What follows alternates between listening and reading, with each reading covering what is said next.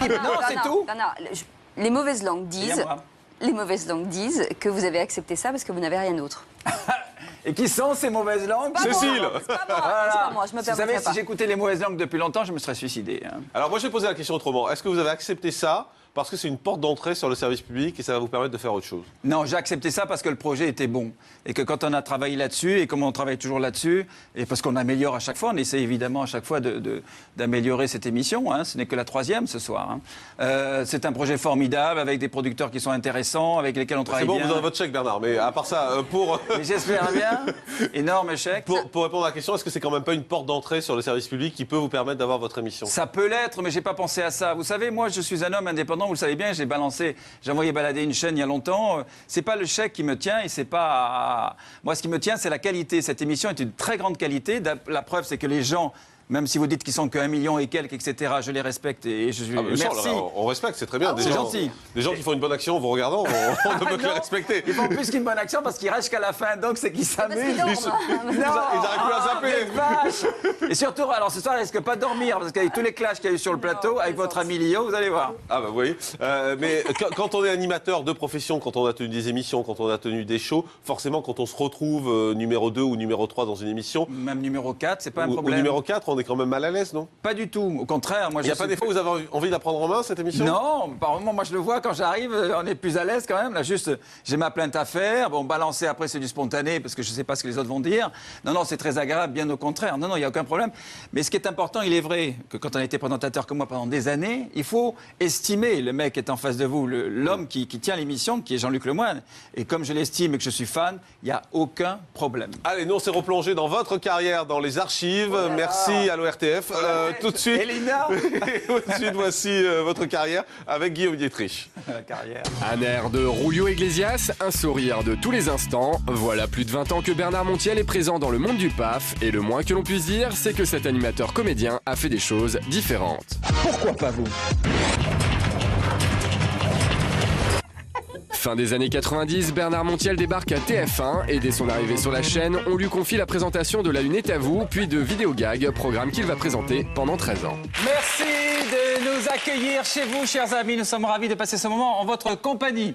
Alors, vous savez que le dimanche sur TF1, le sport est roi, et le sport, on aime bien ça dans Vidéo Gag. Bien, continue comme ça, Amadeus. Une journaliste de TF1 nous filme. Quoi? C'était pas prévu dans notre contrat, ça. Va lui dire qu'il faut négocier avec mon agent. TF1 lui confiera également d'autres projets comme Une famille en or ou Crise de rire, mais un jour, Bernard va en avoir assez de sa situation et il va le faire savoir dans une interview sur RMC. Dans cet entretien choc, Bernard Montiel va se lâcher sur une grande partie de ses collègues de l'époque à TF1, Bernard Tapie, Arthur ou Julien Courbet.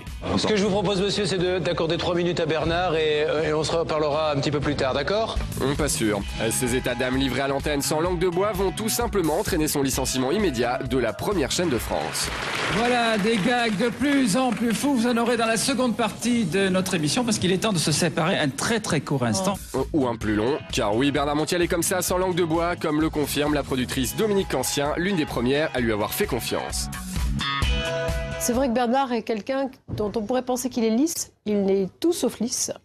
Et il ne fait pas de compromis. Que dire? C'est sa manière d'être aussi dans la vie, quoi. Humainement, quand il a envie de planter une banderille à qui que ce soit, il le fait. Donc en fait, il est à peu près identique dans la vie personnelle comme dans la vie professionnelle. Malgré son éviction de TF1, la télé ne va pas le délaisser pour autant, et que ce soit sur Énergie 12 ou France 2, il va avoir l'occasion d'exprimer son franc-parler. Ces derniers faits d'armes, le grand casting de la télé. C'est censé faire rire, votre truc? Je sais pas, ça vous fait rire? Non. Ah mince. Très sympathique et c'est par là la sortie. On va arrêter là le massacre, si vous voulez. Trop maniéré, c'est pénible. Non. Ou le bureau des plaintes sur France 2. Moi, j'en ai marre de ces inconnus qu'on voit à la une des magazines, c'est clair. Je vais vous parler Cindy, Angie, tous ces machins là, vous allez voir. Je vais en parler tout à l'heure, ça va dégager sec. Restez jusqu'à la fin, vous allez voir. D'accord. Mais pourquoi la télévision s'intéresse-t-elle si souvent à Bernard Montiel? Bernard, j'ai envie de dire, c'est une exception dans ce métier parce qu'il peut se glisser dans tous les rôles. Et si on fait autant appel à lui pour diverses présentations, c'est que on n'a pas besoin beaucoup de lui expliquer ce qu'il doit faire. En un clin d'œil, il a très vite compris le concept, il a très vite compris ce qu'il devait faire, il a très vite compris quel type de relation il devait installer avec les gens. La télé n'est pas sa seule activité, il y a aussi la comédie. On a pu l'apercevoir entre autres dans Section de recherche. Nous sommes ici parce que l'arme du lieutenant Chartier, mort en service, a été utilisée lors d'un braquage, alors qu'elle avait été déclarée défectueuse et aurait dû normalement être détruite. Toute la lumière sera faite, monsieur le procureur, je vous le promets. C'est sûr. Ou dans Sous le soleil, jusqu'à cette mort tragique.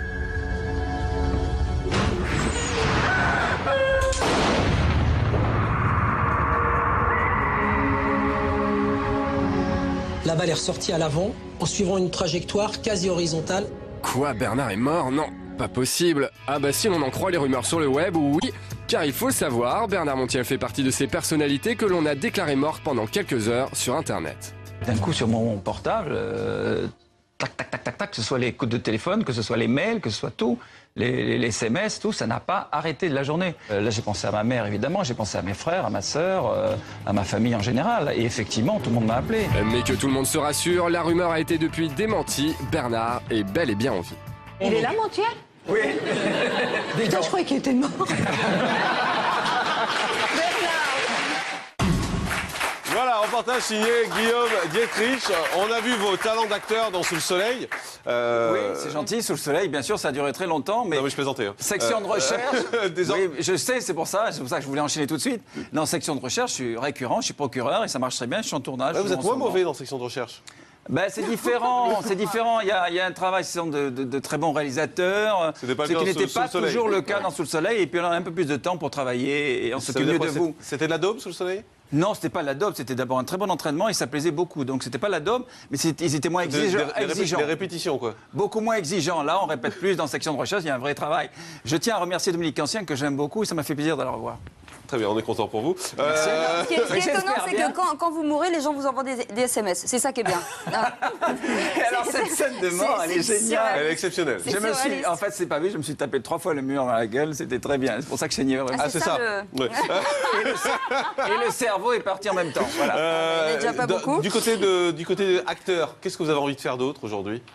Écoutez, déjà, vous me verrez bientôt dans Aïcha 2 de Yamina Benguigui sur France 2. Le premier était super, d'ailleurs. Le premier était fantastique et le second est encore meilleur parce qu'elle a réussi un deuxième téléfilm fantastique. J'ai un projet de film, voilà, j'ai plein de projets.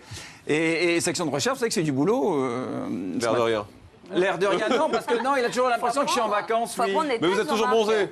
Mais ça veut mettre quelque part. C'est ma peau. Ou vous faites des UV.